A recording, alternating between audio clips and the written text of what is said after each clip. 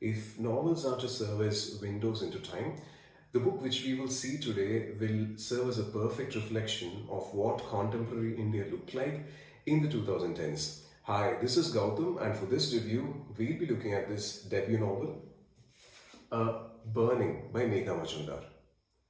Before we start with the main plotline, I'd rather describe the three major characters which are part of the story. They form some sort of a triangle.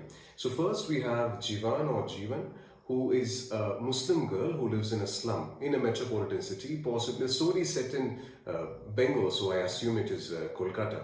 And second, you have a transgender, Lovely, who aspires to be a film star.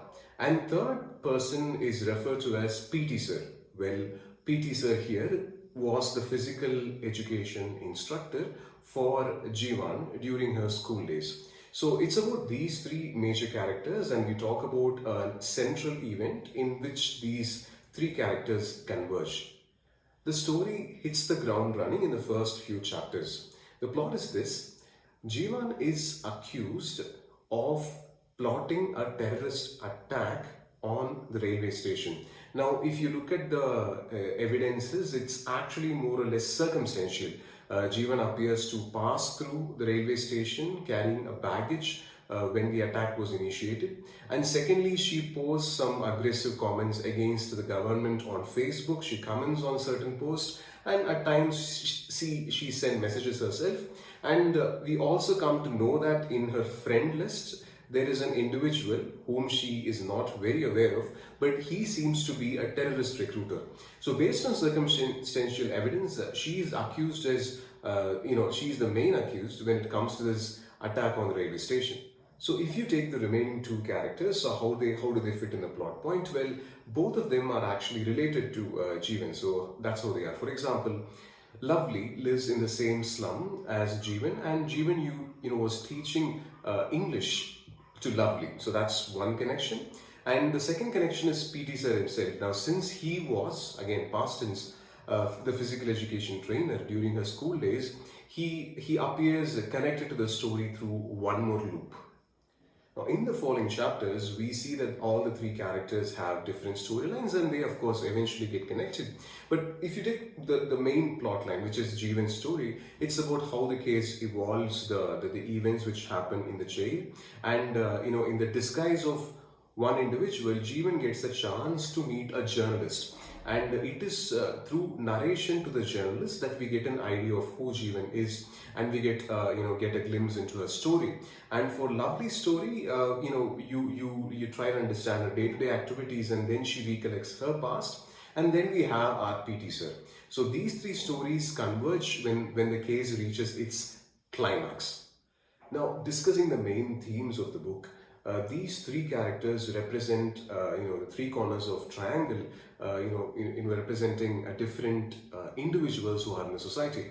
For example, Jeevan is a representative of the downtrodden, of the marginalized who does not have the right socio-economic opportunities, and you see her through a story.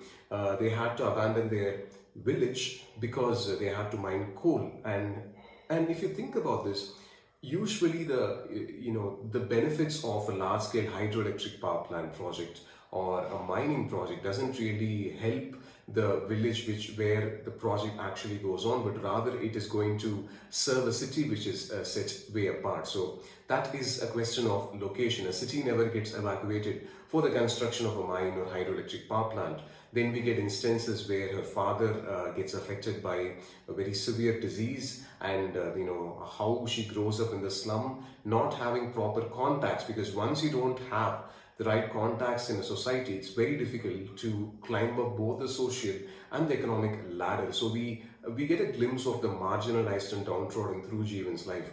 You take Lovely, the transgender, stands as a representative of the invisibles. Invisibles as such, the individuals whom do not participate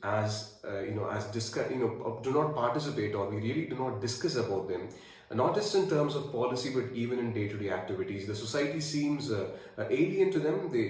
Even though they are living as part of the society, most of the activities happen around them and they are not integrated as part of it. So When Lovely moves from studio to studio searching for opportunities to become a film star, she is turned down, and how many characters are written for? I mean, how many good characters are written for transgenders in film? So that's again a big question mark, and you get a glimpse into the media and the film industry through that perspective. So if you take the PT sir, PT sir is like the teacher is neither very rich nor very poor, and he's a proper representative of the aspiring middle class father whom you will find in every Indian city. So through his contacts and at the same time opportunities too, how does he try to carve a niche for himself so that he can earn extra apart from his profession? So we get a glimpse of all this. Now, coming to the positive and the negative of the book, both of them actually deal with the same aspects. We had this issue with the novel The Ministry of Utmost Happiness. Now, when you deal with so many dimensions, it is very difficult, to not get too political. And then, if you get too political, the story falls flat. So kudos to the author for that. All the events which we have in contemporary India are properly addressed, starting from the question of who defines what is citizenship, and does consuming beef or what you eat really indicate what type of individual you are, and who are the downtrodden, who are the privileged, who are the underprivileged, and the question of how do you define what is the right type of religion. So many questions are actually there. So the question of identity, which is a topic of discussion in contemporary India, is definitely brought up in multiple dimensions of the novel.